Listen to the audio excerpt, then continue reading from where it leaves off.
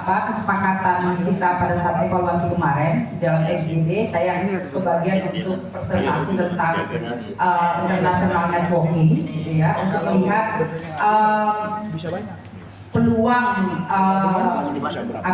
di internasional, peluang atau momentum internasional itu yang bisa kita gunakan untuk memperluas dukungan dari gerakan kita dalam melawan undang-undang cipta kerja, kayak gitu. Nah, ini saya mau bagi ada dua. Pertama adalah bagaimana dengan respon di internasional, terus kemudian juga apa momentum forum internasional maupun regional yang bisa kita gunakan itu untuk memperluas dukungan, termasuk juga membelajari tentang undang-undang cipta kerja, ya, undang-undang cipta kerja. Oke, Andi? Nah, pertama tentang soal bagaimana respon internasional. Seperti yang sudah kawan-kawan tahu dan saya juga sudah share, gitu ya.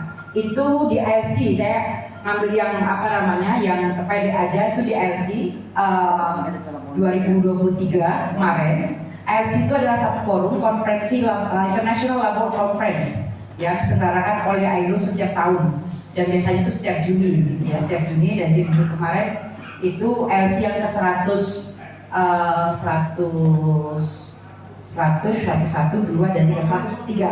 LC yang ke 103 gitu. Nah, ini jadi melalui IQC. Jadi IQC itu ada dua konfederasi yang menjadi anggotanya, gitu ya. Ada KSPI, ada KSBC, gitulah. IQC dari sejak awal sebenarnya 2020 itu pernah juga ketika pertama kali ya ada gugatan itu, dan ILC secara dulu waktu itu masih menjadi sekjennya, itu pernah datang ke ke Indonesia. Dan juga sebenarnya IQC pernah juga bersurat kepada pemerintah Indonesia, kepada Jokowi terutama, itu untuk terutama sebenarnya kan mencabut atau mengeluarkan kluster ketenaga kerjaan dari undang-undang cipta kerja. Namun karena itu tetap tidak ada mendapatkan respon baik dari pemerintah Indonesia, bahkan IQC juga mengikuti ya bagaimana kemudian Jokowi pasca setelah dikeluarkannya MK mengeluarkan ada putusan tentang Omnibus Law inkonstitusional bersyarat, gitu ya, dan pemerintah Indonesia bukan justru menjalankan putusan dari Mahkamah Konstitusi tersebut, tapi justru itu di Desember 2022 itu mengeluarkan Perpu, kayak gitu, yang mengeluarkan Perpu. Jadi ini forum Februari 2023 lalu yang pernah saya ikuti. Dan ada dari kantor Asia Pasifik IQC yang datang dan menyampaikan bahwa mereka akan sampai disetujui atau tidak untuk Omnibus Law agar di dalam forum ILC itu bisa menjadi bahasan. Dan ternyata memang kemudian menjadi topik bahasan. Jadi ada sidang di dalam forum ILC itu, pasca sidang resmi itu oleh komite ahli ILO, sedangkan Omnibus Law ya, dan itu dihadiri puluhan anggota dari negara-negara anggota ILO, ya, diantaranya itu ada Thailand, Belarus, dan sebagainya gitu.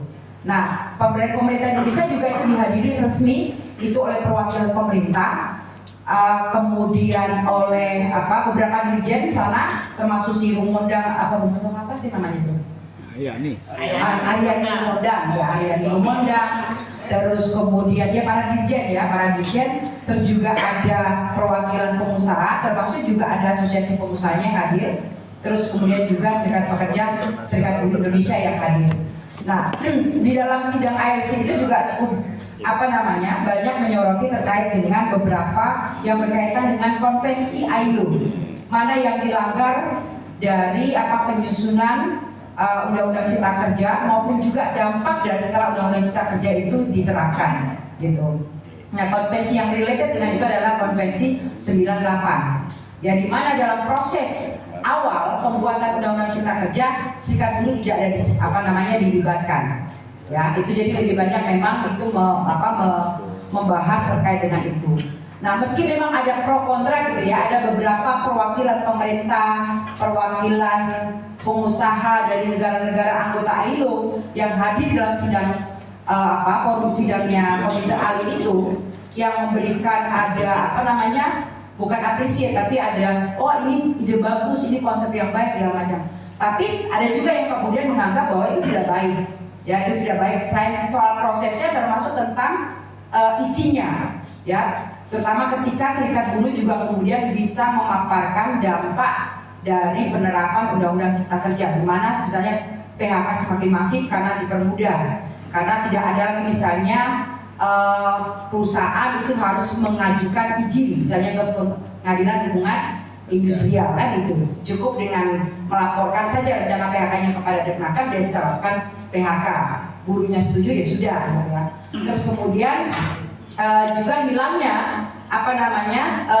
hilangnya peran serikat buruh juga dalam menegosiasikan hak-hak normatif buruh, termasuk tentang soal upah, kemudian tentang soal PKB kayak gitu. Sehingga ada penurunan itu yang diklaim oleh serikat, penurunan kualitas dari isi PKB tersebut kayak begitu. Nah, jadi dalam proses sidang itu pada akhirnya itu ILO atau komite ILO itu mengeluarkan ada rekomendasi. Pertama adalah ini saya nggak tulis semuanya ya. Kalau kawan-kawan mau baca isinya, saya bisa sharekan lagi filenya. Itu meninjau ulang Undang-Undang Cipta Kerja dengan berkonsultasi kepada mitra sosial dan mengadopsi amandemen yang dibutuhkan yang sejalan dengan konvensi tanpa ada penundaan lebih lanjut. Yang kemarin waktu kita aksi sempat disampaikan oleh Pak Arief gitu ya, berdasarkan penjelasan dari Michiko, Direktur Kantor ILO Jakarta gitu. Nah, berkonsultasi dengan mitra sosial karena berkaitan dengan hubungan tenaga kerja, maka dua mitra sosial yang dimaksud, yaitu pengusaha dan serikat buruh kayak begitu. Jadi bukan cuma melibatkan si pengusaha saja atau asosiasi pengusaha, tapi juga termasuk serikat buruh. Kemudian pemerintah Indonesia itu tanggal 1 September, jadi tidak waktu yang lama, itu komite ahli ILO akan datang ke Indonesia, akan datang ke Jakarta. Dan yang saya dengar juga, mereka juga akan berkeliling sebenarnya berkunjung itu ke beberapa serikat pekerja, serikat buruh, ya untuk mendapatkan ada feedback, ada opini atau pandangan terkait dengan itu. Nah, pemerintah Indonesia tanggal 1 September itu harus memberikan ada jawaban. Jadi jawabannya nggak cuma sekedar ya kami siap menjalankan, kami akan menjalankan, termasuk juga langkah-langkah, upaya-upaya apa sih yang akan disiapkan oleh pemerintah Indonesia untuk bisa memastikan rekomendasi komite ILO tersebut bisa dijalankan. Nah, makanya sebulan yang lalu atau beberapa bulan yang lalu Kementerian Tenaga Kerja kan aktif sekali melakukan ada namanya serak aspirasi terhadap PP 36, 35 dan 36. Jadi disinyalir juga itu adalah bagian di mana kemudian nanti pemerintah Indonesia yang melalui Kementerian Tenaga Kerja bisa mengklaim bahwa mereka komit untuk menjalankan itu, dan upaya yang sudah mereka lakukan adalah melakukan serak aspirasi dengan berkeliling ke berbagai daerah seperti itu ya. Itu yang yang terkait dengan respon internasional di ILC kemarin. Walaupun mungkin di kita, saya nggak tahu apakah ada yang datang dari kawan-kawan dari misalnya dari SPSI atau dari SBSI, PPMI, sikat-sikat yang lain ada hadir di situ. Tapi kalau sebenarnya tidak tidak ada yang hadir di kita gitu ya, kecuali ada KASBI, sebenarnya ada KASBI yang hadir. Kebanyakan memang yang serikat dari yang di luar dari ASB yang hadir di di dalam ASC. Tapi mereka juga tidak cukup menguasai tentang soal isi dan forum ini. Maka ketika saya mendapatkan ini itu dari IPUC regional Asia Pasifik yaitu itu di-share, dan kita mintakan segera itu bisa diterjemahkan dalam bahasa Indonesia sehingga bisa dibaca, distudi, dipahami isinya apa yang sedang terjadi, apa yang dibahas terkait dengan Undang-Undang Cipta Kerja. Next. Oke. Selain di ILC itu masih di bulan yang sama, bulan Juni, itu ada konferensi regional Asia Pasifik yang diselenggarakan oleh APRN di Penang, Malaysia. Kebetulan saya hadir, ISB diundang. Waktu itu sebenarnya mestinya Rudi yang hadir gitu, tapi karena Rudi juga kemudian melakukan ada terlibat dalam kerja-kerja konsol yang di ISB gitu kan, Rudi minta saya aja yang hadir untuk menghadiri konferensi regional ini. Saya hadir dan salah satunya juga saya mempresentasikan, karena memang presentasinya diminta setiap negara, serikat buruh atau NGO yang hadir gitu ya, karena itu forumnya CSO. Jadi ada serikat buruh, ada LSM, ada organisasi perempuan, organisasi petani, organisasi pemuda itu hadir. Setiap negara, saya ada juga dari organisasi petani juga datang dari Kalimantan. Nah, saya bicara tentang lebih kepada soal yang khusus di soal isu perburuannya. Bagaimana update atau situasi politik perburuan di Indonesia. Jadi saya menyoroti juga tentang soal undang-undang Cipta Kerja.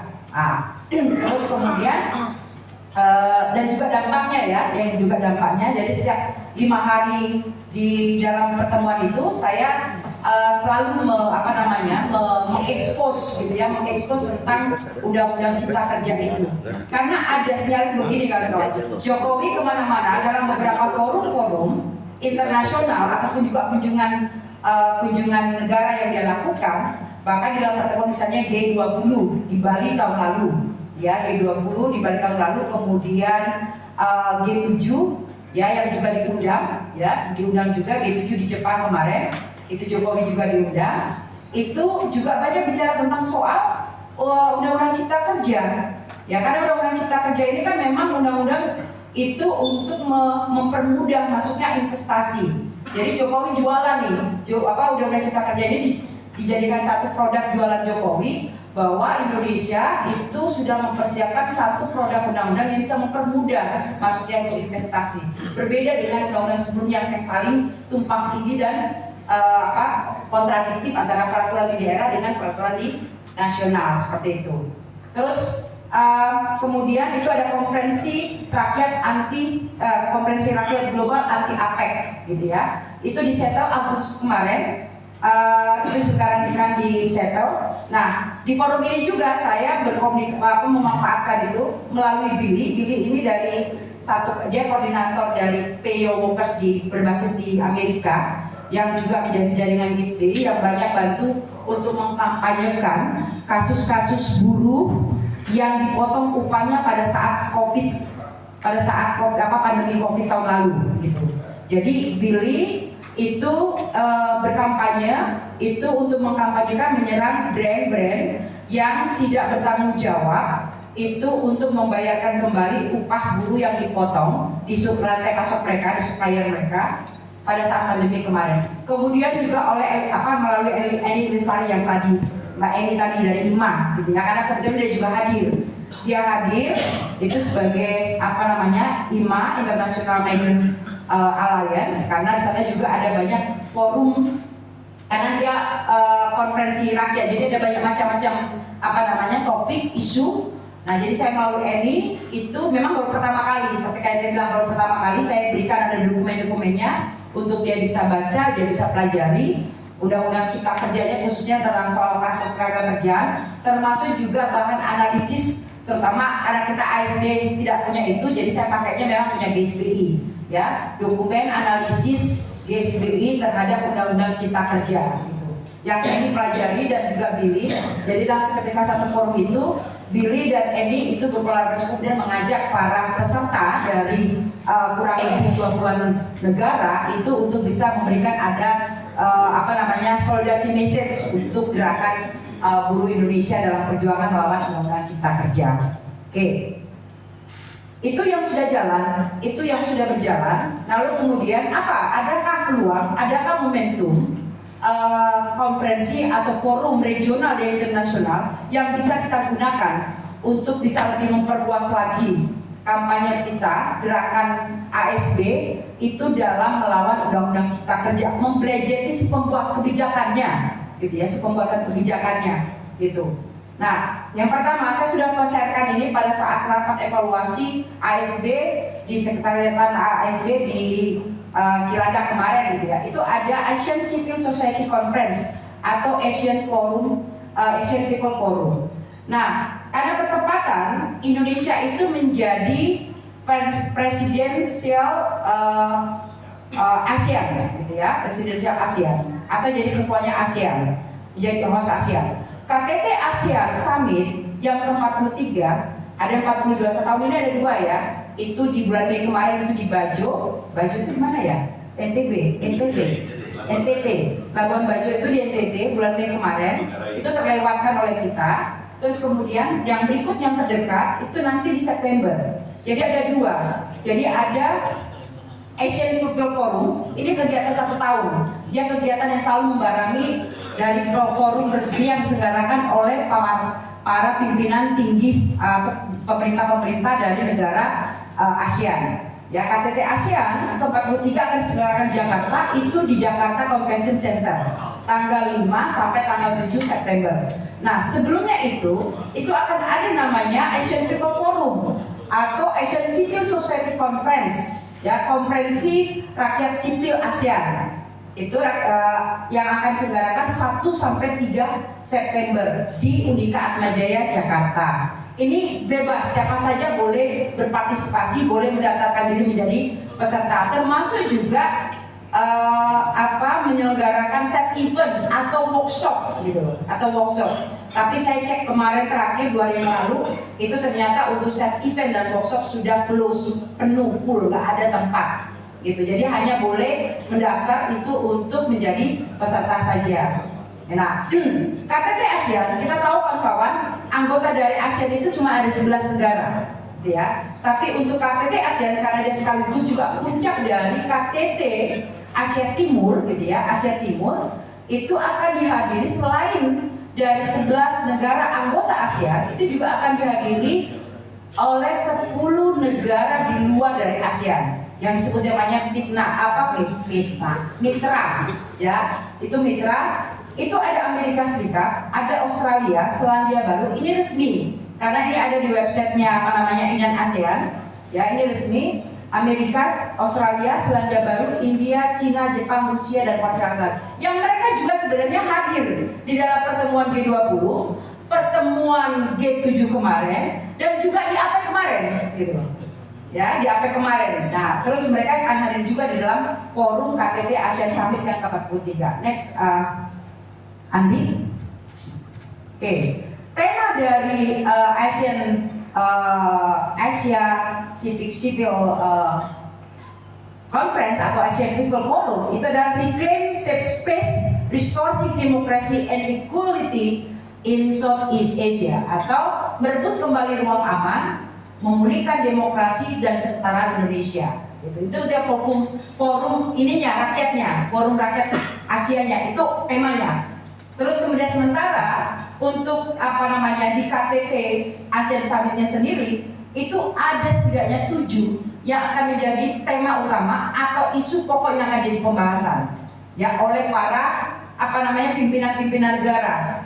Itu ada terkait dengan soal Laut Cina Selatan, tentang zona bebas senjata nuklir di ASEAN, kemudian tentang soal ketahanan pangan, transisi energi, stabilitas keuangan, ASEAN Maritime Outlook, melihat maritim kelautan Indonesia ASEAN, terus kemudian kerjasama Indo-Pasifik dan isu Myanmar. Ya, salah satunya dari isu Myanmar, karena Jokowi ingin menampilkan diri sebagai ketua ASEAN. Ya, saat ini kan ketua ASEAN-nya kan Jokowi. Dia ingin menunjukkan kepada negara bahwa dia mampu untuk bisa menyelesaikan konflik Myanmar.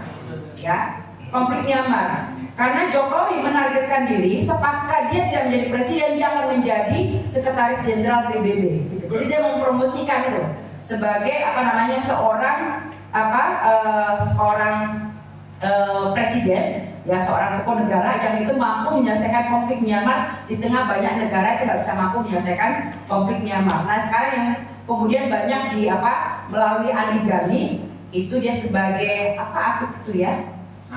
Asian Trade Union Council, ya, Asian Trade Union Council. Andi Gani sebagai ketuanya di situ, ya. Itu kemudian dia mengajak temuan. Ada datang dari Myanmarnya, ada datang dari satu lembaga human rights dia regional, saya juga lupa namanya, tapi itu teman namanya Yuyun. Itu yang memfasilitasi ketemu dengan Mahfud MD, ketemu juga dengan Jokowi untuk memastikan isu tentang soal Myanmar itu harus dibahas di dalam forum ASEAN, dan juga bagaimana memastikan bahwa konflik termasuk junta militer itu segera mengakhiri kudetanya dan memberikan kebebasan demokrasi kembali kepada rakyat Myanmar gitu.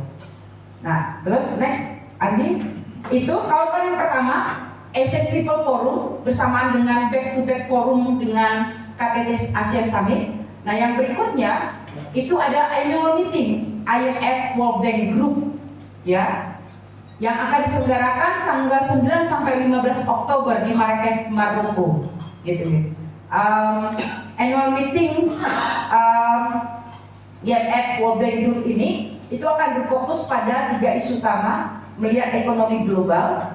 Ini kaitannya dengan soal dampak dari pandemi, krisis yang kemudian ditimbulkan oleh pandemi, terus kemudian juga ditambah atau diperburuk juga dengan perang Rusia Ukraina yang masih belum kunjung berakhir, belum selesai itu, terus kemudian penurunan angka kemiskinan karena di World Bank dalam situsnya itu mengklaim bahwa terjadi ada peningkatan angka kemiskinan yang sangat drastis sekali, gitu ya, dari kurun waktu 3 tahun dari sejak pandemi terjadi sampai sekarang. Walaupun beberapa negara sudah berhasil misalnya pulih dan keluar, tapi belum bisa mampu menaikkan pertumbuhan ekonomi mereka. Jadi kemiskinan yang ekstrim itu akan berbahaya, dan kalau di dalam situs yang